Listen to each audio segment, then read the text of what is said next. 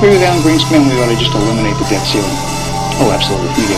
The ability of almost every working American to access more credit than they should have been able to masked the underlying fact that lower and middle class incomes were not rising. That's not a tenable strategy. Isn't now the time to eliminate it? Oh, we've been a long time ago. Let's put aside terrorism. Let's talk only about our own homegrown animals that are patrolling America right now. So it goes down to the simplest thing. Be prepared, be vigilant.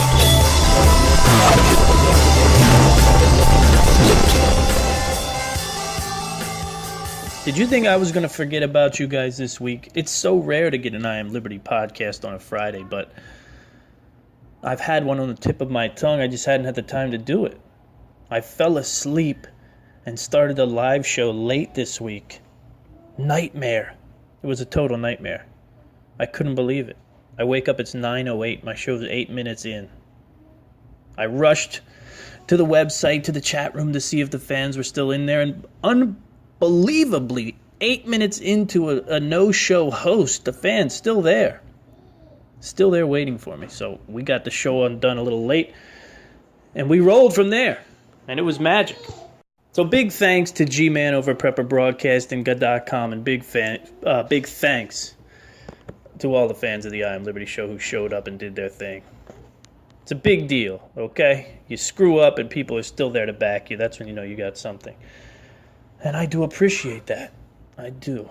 We're still going to have great downloads on that show, and it's just, it is what it is. Listen, I got a lot of news. I got a lot of things that require our thought. A lot of topics, a lot of issues.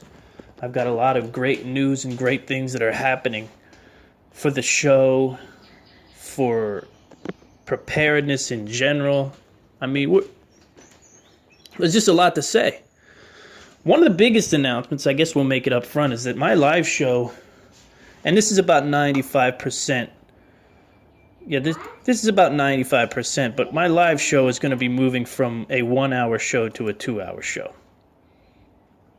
I told you I was playing around with this idea of a nice, long, thoughtful show on mass shootings, having some experts on, and really ending with a massive podcast that is several podcasts linked together, in an attempt to sort of really unveil what it takes to approach this issue, because the mass shooting issue is a big one, man. It's a massive one.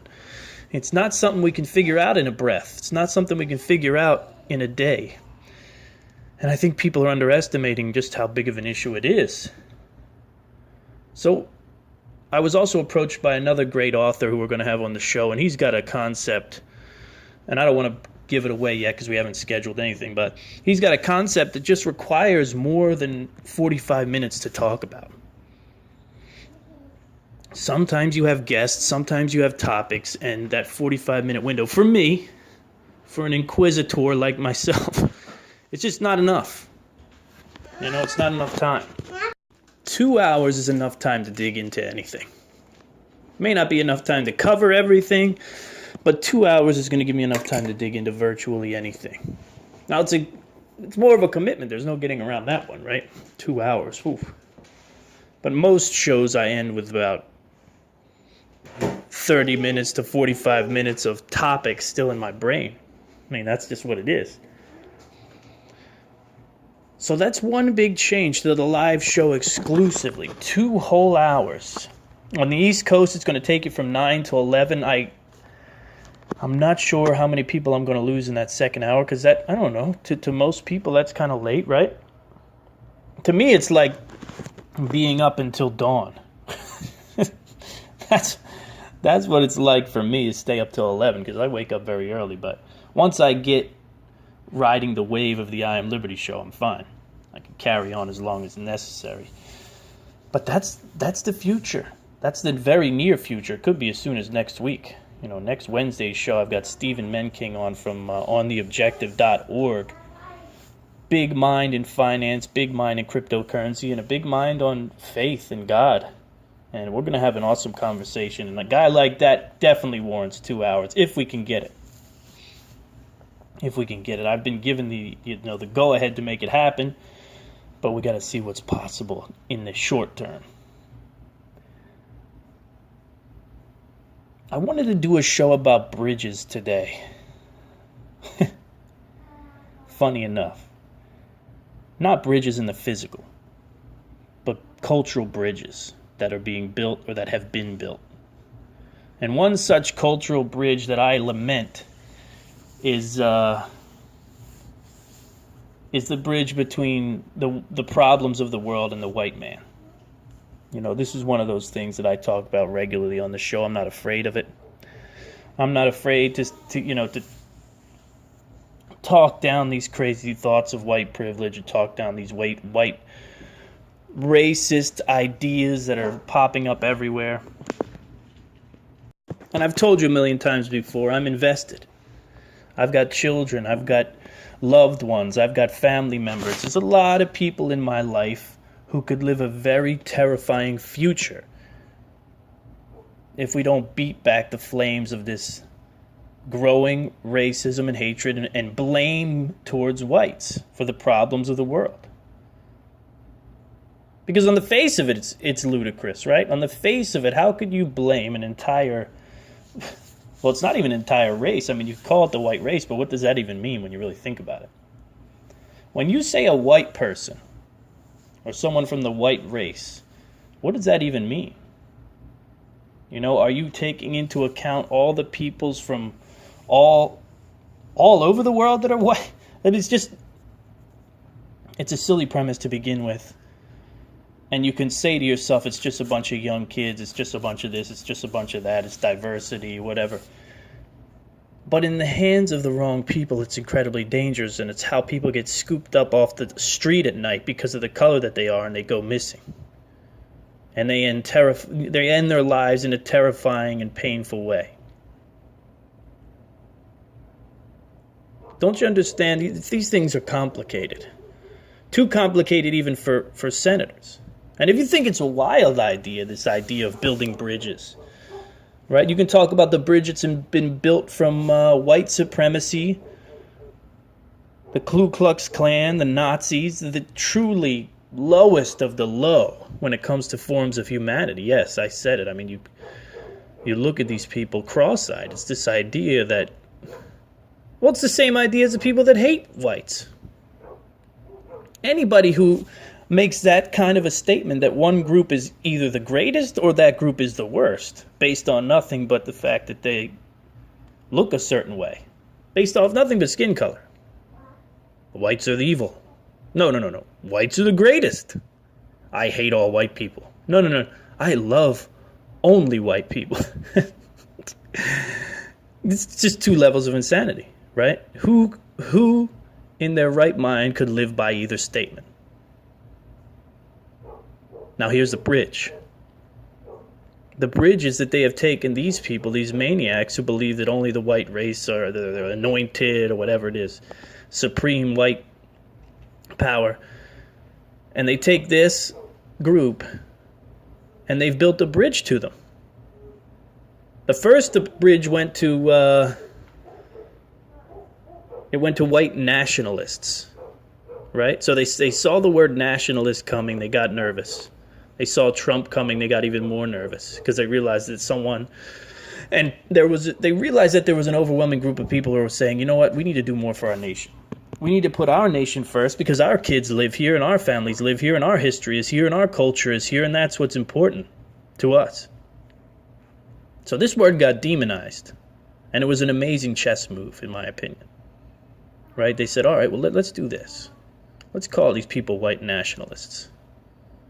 And I'm not sure if the left wing made up the word first or if the right wing or the alternative right or whatever it is came up with the word first. But what happened is everyone bit. Everyone bit. The Drudge Report bit. All the big players, Fox News, CNN, whatever, they all bit. They all bit, and they took the word nationalist now and turned it in. They built a bridge from white supremacy to nationalism. Right? You can't, as a white person, you can't walk into a room, a diverse room, or a board room at your job and tell them that you're a nationalist. You can't say it. You lose your job. I'm a white guy and I'm a nationalist. Hold on. Does that mean you're a white nationalist? Does that mean you're a Nazi?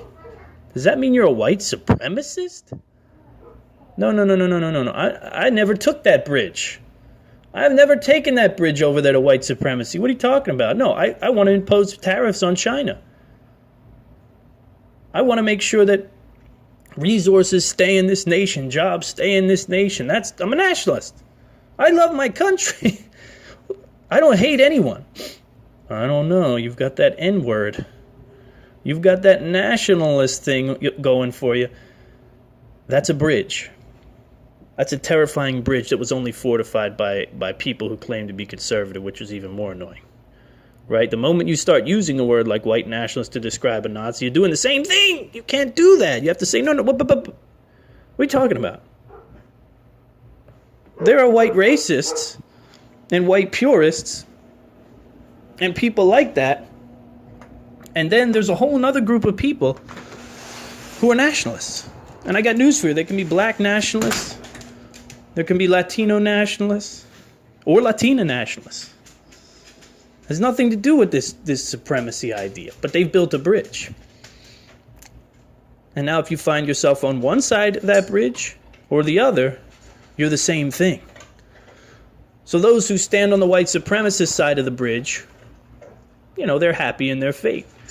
But if you're a nationalist and you're a white guy, well, now you're lumped in with those monsters. It doesn't matter how long the bridge is or how far it is. The bridge has been built and people can see the connection. You understand what I mean when I'm talking about bridges? Now let's talk about South Africa while we're building bridges. We've got Maleme over there. What's his name? Julius Maleme. Terrifying individual. Just an absolutely mortifying individual who... And listen, the apartheid was no picnic, right? You're talking about almost 50 years of oppression and segregation. But are we going to live this way forever or not? And if we're going to live this way, then we have to find an end point. How many white people have to be killed in South Africa to right the wrong? How much money has to go to Africa? What's the deal? What is the end game here? Is there an end game? If there's not an end game, then let's just come out and say we want to see whites in shackles, just like the blacks were in shackles. At least we'd know, and the world could move on from there, and make a decision. Laundry's done. But the fact of the matter is, we live in this craziness, in this madness. Now, if you don't know what Malema has said, he said, listen, we're going to take the land from the whites. We're going to take the land back. And we're not going to slaughter the white people for now. Those were his comments. We're not going to slaughter the white people for now. For now, they're safe. And then just a few days later, after he's seen how much press he got, I guess, he said, we're going to cut the throat of whiteness in South Africa. We're going to cut the throat of whiteness. Again, in the mouth of a revolutionary. Maybe these words aren't that dangerous. Maybe he himself is not that dangerous. But it all comes down to what the people hear and what the people do. Are you familiar with necklacing? A practice called necklacing? Sounds nice, right? Necklacing. Sounds nice. Well, back in the 80s, a young woman had a tire put over her body so that she couldn't move. And the tire was filled with gasoline and set on fire, and she was burnt to death. So began the history of a little practice in South Africa known as necklacing. Now, I don't know about you, but I don't feel good about that. But this is the power of words, right? This is the power of words. I'm a writer and a speaker. That's what I do. Do a lot. And I'm telling you right now, the more I look into the power of the words, the more I look into what words are capable of, I start to wonder if words are not God himself or a divine sort of tool given to us by God. Because you can't argue the fact that words are even more powerful than God himself. I mean, there are people who are hyper-religious who are probably upset with that comment, but think about it. What's more powerful? What are more powerful than words? Is there anything more powerful than words? You think about it, what did Moses come down with? He came down off the mountain there, and what did he have? He had commandments. He had words chiseled into stone. There's nothing more powerful than words. There's nothing more powerful than words, and we can't figure that out. All over this world, we can't figure that out. That these words and the power therein, something has to give. The words that Julius Malema are speaking are no different than some of the words that people in the Black Lives Matter movement are speaking. Right? There are racially charged leaders in this nation that are saying the same things. And if you think it's just limited to these hyper racist or these fringe elements,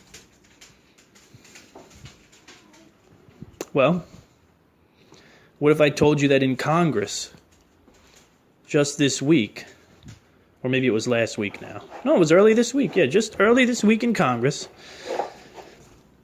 one of our long-sitting congressmen, Chuck Schumer, decided to come out and say that he would not vote for a man. He would not vote for a man who was going to be appointed, or he was one of Trump's picks for the Supreme Court. He said he wouldn't vote for him, and he said he wasn't going to vote for him because two of Obama's picks, two black men, were scuttled. That was the word he used, scuttled. They were scuttled nominations. And Mr. Quattlebaum, this new Supreme Court justice that was being nominated by Trump, Mr. Quattlebaum he had a lot working against him, you see. Because Mr. Quattlebaum was not black. He was a white guy. And Chuck Schumer said that the reason he wasn't going to vote for him is because he wanted a bench that looked more like America. What do you think about that? On the face of that, you might say, it kind of makes sense. But what does that mean for white opportunity? I know the line. The line is whites have all the opportunity, right? Oh, you're a white guy, easy. Everything's easy. Everything's easy. Can I tell you something? Everything is competition. Everything is competition, and as far as I'm concerned, people are pretending that it's not about competition. And they're trying to push this idea that white people can sit back and rest on their laurels for a little while because, well, you've got plenty of opportunity. You've got white privilege on your side. Listen, the world is a highly competitive beast. And you know what? Capitalism does not and will not discriminate when it comes to results in the bottom line. So it's very important that you remain hyper-competitive. It's very important that you understand that when people say, I think we got too many of those kinds. Go fish. I think when they say we have too many of those kinds, it's very dangerous. It's isolation. It's taking one group and saying, we got enough of them. They don't fully represent what we are. It's also terrible for the nation because it's divisive. So you look at a place like South Africa and you say to yourself, man, Congress up there saying craziness like we're cutting the throat of whiteness and we're not going to kill the white people for now. All I hear is lumber. I hear lumber being cut and bridges being built. And then you see people in our Congress who are bold enough to say things like, we don't want to nominate because he's white and he doesn't look like America to me. We want our Supreme Court to look like, as though if you have a Supreme Court that looks diverse, that it's the right move. You know, diversity for diversity's sake is wrong.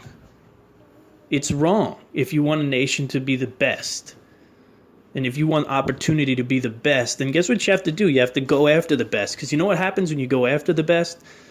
Only the best get the opportunities. And when only the best get the opportunities, then finally the children can look up at the world and say, oh, okay, no, I get this game.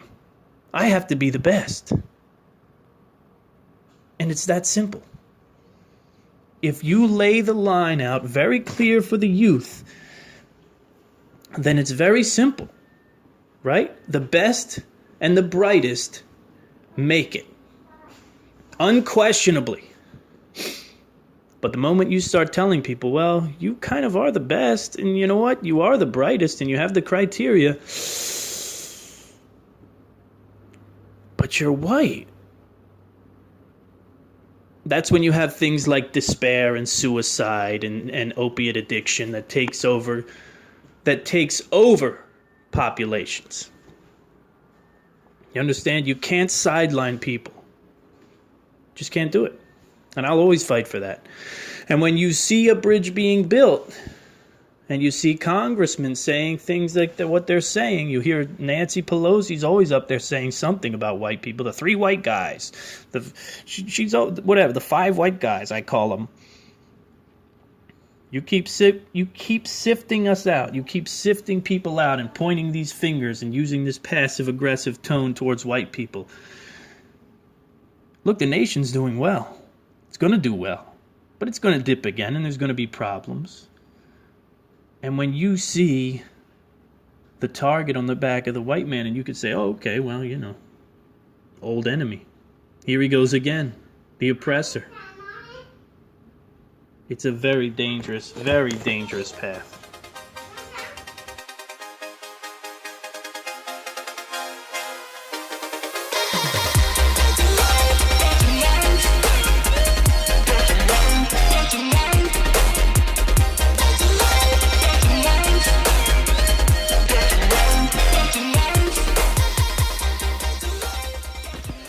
Good God, welcome back to the I Am Liberty. There's so much news.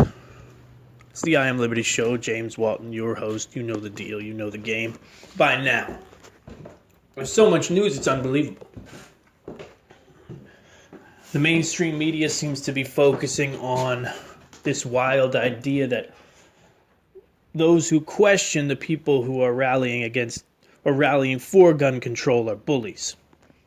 This idea that we're bullying people if we correct them about issues concerning what types of guns are automatic or not automatic, or what the difference between semi-automatic and automatic is, what the difference between clips and magazines, you know, any attempt to educate, in other words. Any attempt to educate is being seen as bullying. Mainstream media.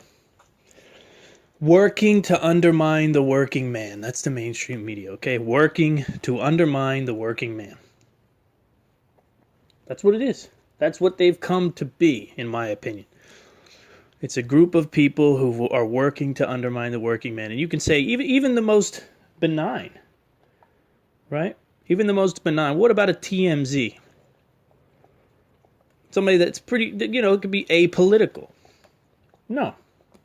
Because the mainstream media only exists if you're distracted.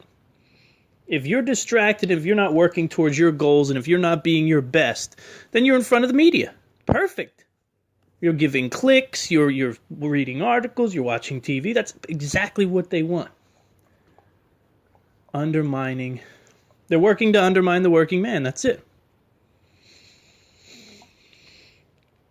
And again, we can talk about building bridges. Right? We want to talk about building another bridge.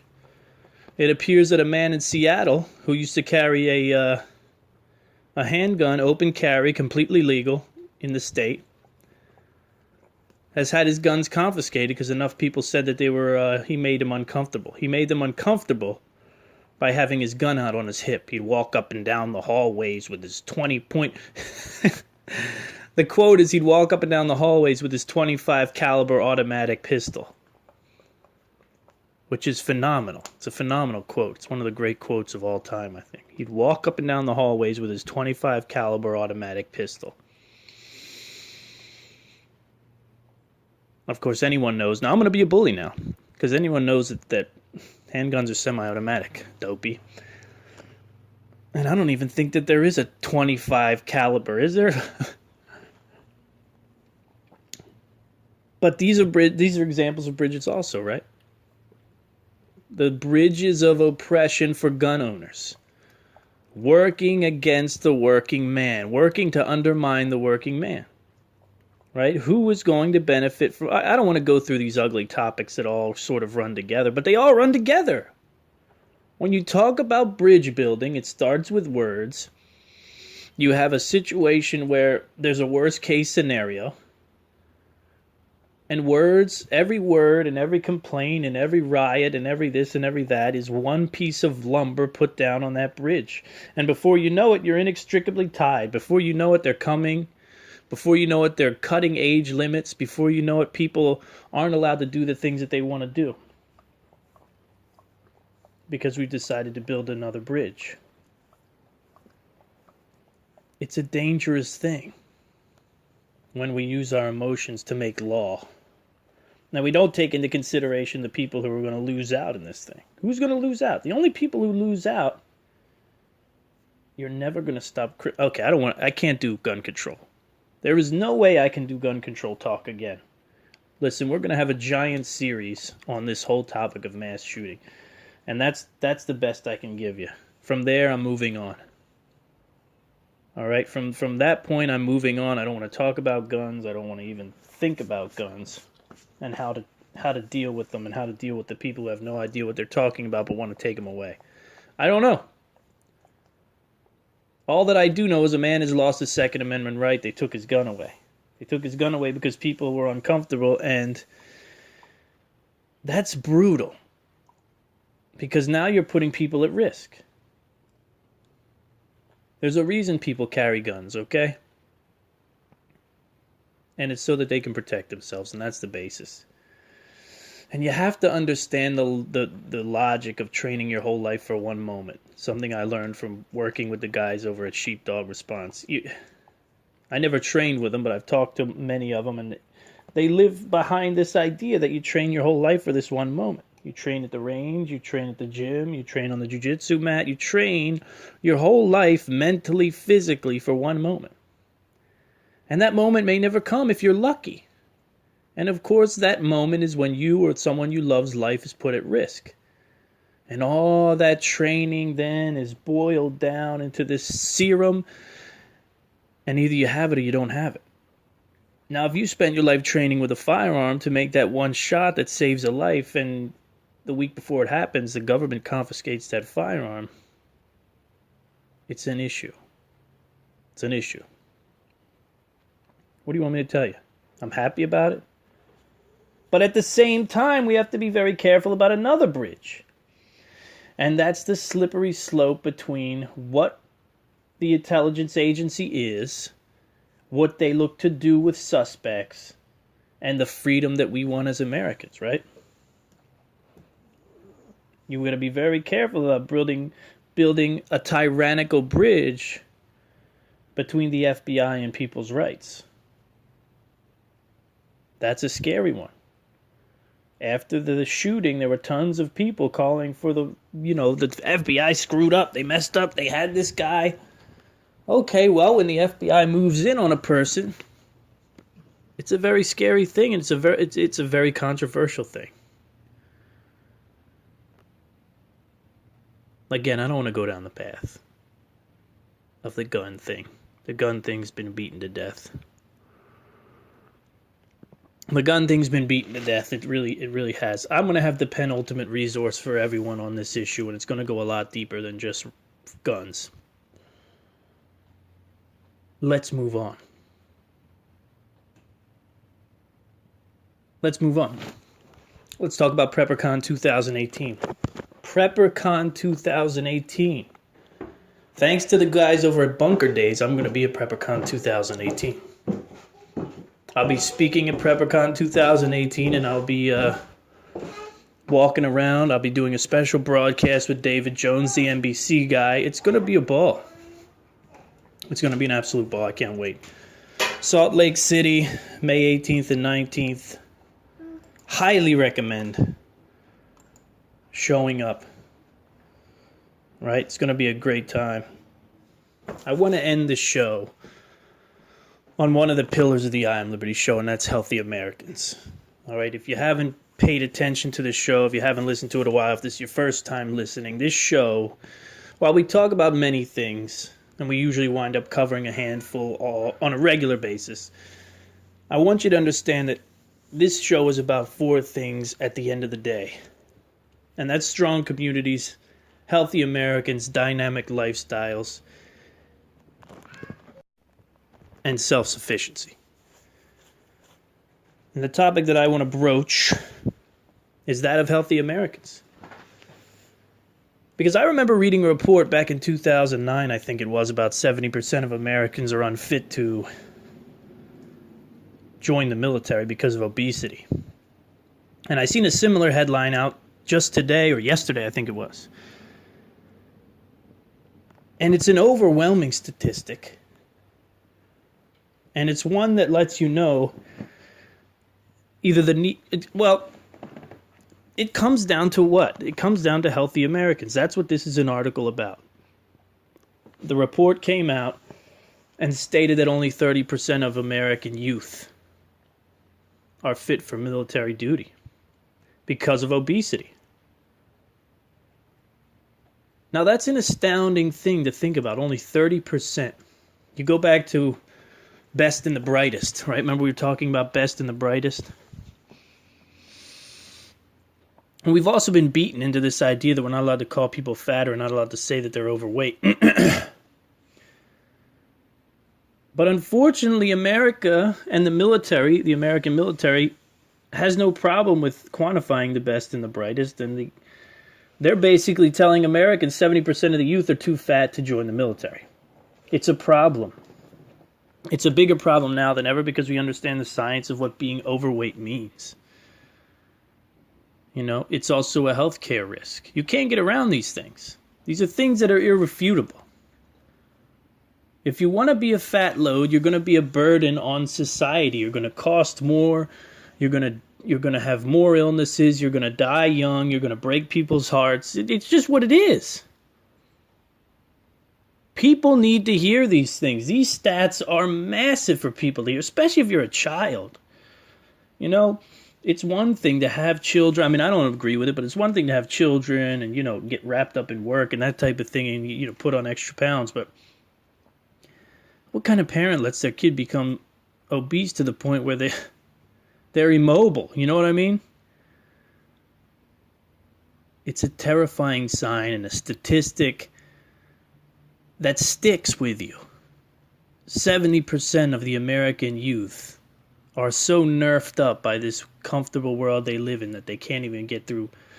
They're not even suitable for military service. 70%, not 17, 70%. We can stop that. That's not hard. It takes parents. It takes pressure. It takes honesty. It takes having your kids be mad at you for weeks. But we can do it. There may be no more important Americans, or maybe no Americans who are more important than the American youth. So when we talk about healthy Americans, and we talk about a statistic like this that breaks your heart, you come to the shocking realization that the very basics of health and wellness and fitness are defunct. Still, after all that we know now, we can't eat enough fiber, we can't eat enough vegetables, we shovel carbohydrates into our face, we don't exercise, we don't take care of our bodies. And what becomes of a nation like that? You talk about depression. I'm depressed, Doc. I don't know what the deal is. I eat donuts for breakfast, lunch, and dinner. I'm 50 pounds overweight. Nobody wants to hang out with me. What do you...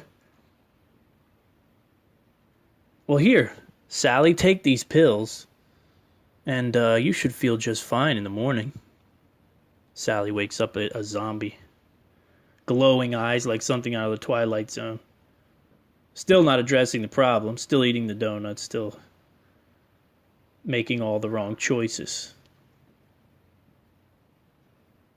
We have to be aware of these things, guys.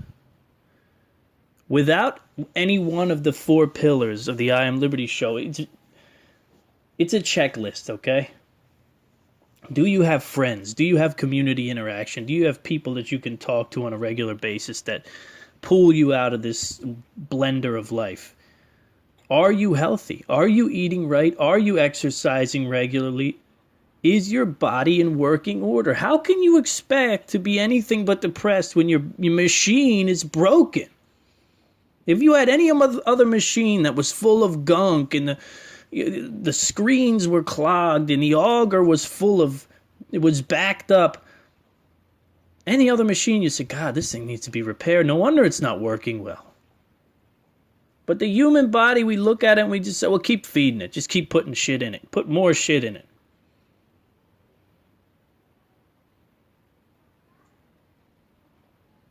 It's an insane thing. Strong communities, healthy Americans. You know, this is half the equation. Self-sufficiency. And of course, a dynamic lifestyle where you're challenging yourself and you're doing different things and you're taking on different projects and you're chasing whimsy. Chasing whimsy. Look it up. Look up Chasing Whimsy and Kevin James. And you'll understand one of the great mottos that I follow in life. Thank you to Kevin James for his amazing, you could call it a dissertation on how to live a fulfilled life. But these are the things you need. Before you decide you're depressed, before you decide you're broken, before you decide you need a divorce, before you decide anything in life, you look at the 4 pillars of I Am Liberty and see if you can't not check all 4. And before you make these massive decisions that change your life, you need to check all 4 of those boxes. Listen, if you're part of a community, and I don't just mean the communities that you live in, but I mean if you're a part of a group somewhere or you have friends, good, rewarding, serious, quality friends, you know what I mean, who are looking out for you, and you're healthy and in shape and eating right, diet's good, and you're in a situation where you're living a self-sufficient lifestyle, you're not dependent on government for money, you're not dependent on this one for that, and you're living a dynamic lifestyle. If you're doing all 4 of those things and you have a problem in your life, I think it's very easy for you to isolate that, you know what? That thing is the problem. It needs to go. No, it's not me. No, it's not I'm depressed. No, if you can check those 4 boxes, you know that you're living a life that's worth living, and you could with less effort cancel these problems out of your life. Trust me on it. Trust me on it. Work towards those 4 pillars this year, and in 2019 you'll be saying, man, it's a lot easier now. That's it for me, folks. Friday, I'm Liberty Show. Go to the website. I just put my downloadable diet, health, and wellness, fitness routine up there. It's a 3-page magazine style write-up that I give some daily health and fitness hacks. I give some exercises that I do, my full routine for the week, and also 3 of my favorite foods to eat. Healthy foods. Go get it. You can get it for free. Just leave your email address and go download it, you know? All I can do is give you the information that I got. The things that I've practiced, the things that I've done. Till next time, which will be Wednesday, we'll be live with Stephen Menking from ontheobjective.org talking cryptocurrencies, collapse, and faith. Right here on the I Am Liberty Show. Don't miss it. Prepper Broadcasting, 9 p.m. Eastern Standard Time. Be there.